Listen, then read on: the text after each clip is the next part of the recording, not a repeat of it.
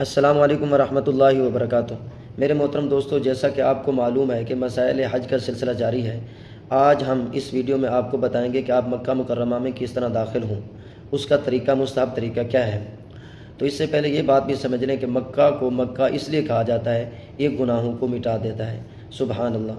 تو جب حاجی مکہ مکرمہ میں داخل ہونے کا ارادہ کرے تو اس کے لیے مستحب یہ ہے وہ مقام قدا سے داخل ہو، یعنی اس گھاٹی سے داخل ہو جو مکہ مکرمہ کی اعلیٰ ہے، اونچی جگہ ہے، وہاں سے مکہ مکرمہ میں داخل ہو، ابطحہ کے راستے سے داخل ہو، اور اسی راستے میں اہل مکہ کا قبرستان بھی آتا ہے۔ آپ صلی اللہ علیہ وسلم سے بھی یہی منقول ہے، جیسا کہ مسلم شریف کی حدیث میں حضرت عائشہ صدیقہ رضی اللہ عنہ فرماتی ہیں، ان النبی صلی اللہ علیہ وسلم لما جاء الی مکہ، بے شک نبی کریم صلی اللہ علیہ وسلم جب مکہ مکرمہ تشریف لائے، داخل من اعلیٰ،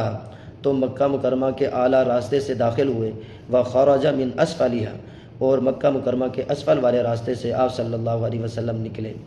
تو اسی لیے بہتر یہی ہے کہ آدمی جب داخل ہو تو مکہ مکرمہ میں اعلیٰ راستے سے داخل ہو، اور جب مکہ مکرمہ سے جانے کا ارادہ کرے تو اسفل راستے سے، نیچے والے راستے سے جائے۔ باقی اس میں یہ ہے کہ آدمی دن کو بھی داخل ہو سکتا ہے مکہ مکرمہ میں، رات کو بھی داخل ہو سکتا ہے، تو اس میں دونوں طرح کے قول ہیں۔ اب اس نے مکہ مکرمہ میں جب داخل ہو تو بدأ بالمسجد،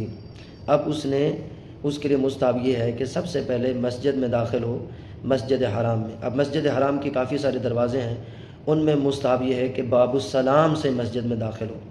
اس لیے کہ آپ صلی اللہ علیہ وسلم باب السلام سے مسجد حرام میں داخل ہوئے تھے۔ اور پھر اس میں اپنا دایاں پاؤں رکھیں پہلے، اور پھر یہ دعا پڑھیں، بسم اللہ والحمد للہ والصلاة والسلام علی رسول اللہ، اللہم اغفر لی ذنوبی وافتح لی ابواب رحمتک۔ یہ دعا پڑھ کر مسجد میں داخل ہو۔ وحین رأى البیت کبر، اب مسجد میں داخل ہوا تو دل کے اندر بیت اللہ شریف کی اور اس جگہ کی عظمت دل میں موجود ہو، استحضار ہو، دل کو حاضر ناظر رکھے، ان چیزوں کی عظمت دل میں موجود ہو۔ اور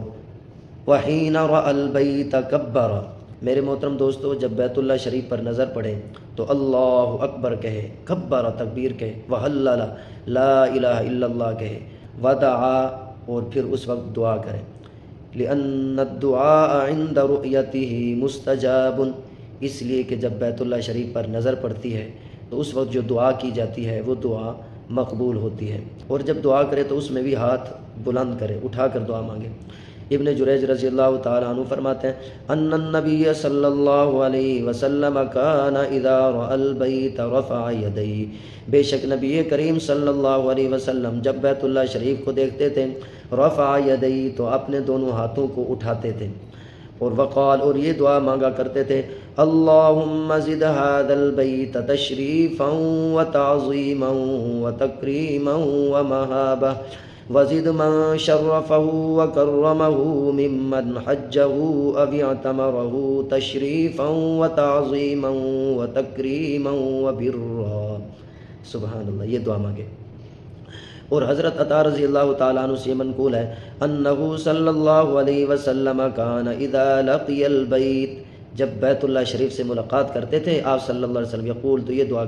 مانگا کرتے تھے، اعوذ برب البیت من الکفر والفقر وضیق الصدر وعذاب القبر، یہ دعا مانگے۔ واستحسن ان یقول عند دخول المسجد، جب مسجد میں داخل ہو تو مستحسن یہ ہے، یہ دعا مانگے، اللہم انت السلام ومنک السلام والیک یرجع السلام،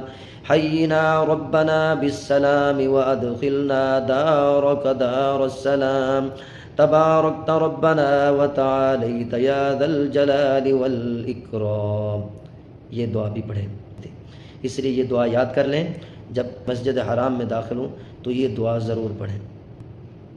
اور پھر اس میں یہ ہے کہ جب مسجد حرام میں داخل ہوں تو سب سے پہلا کام آپ نے طواف کرنا ہے، چاہے آپ محرم ہیں یا غیر محرم ہیں۔ ام المؤمنین حضرت عائشہ صدیقہ رضی اللہ عنہ فرماتی ہیں، ان اول شیء بدأ به رسول اللہ صلی اللہ علیہ وسلم حین قدم مکہ ان توضأ، بے شک سب سے پہلا کام جو آپ صلی اللہ علیہ وسلم کرتے تھے جس وقت مکہ میں داخل ہوتے، ان توضا، آپ نے وضو کیا، ثم طاف بالبیت، پھر آپ صلی اللہ علیہ وسلم نے بیت اللہ کا طواف کیا۔ تو اس لیے محرم ہو یا غیر محرم ہو، سب کے لیے سب سے پہلا کام بیت اللہ شریف کا کیا کرنا ہے؟ طواف کرنا ہے۔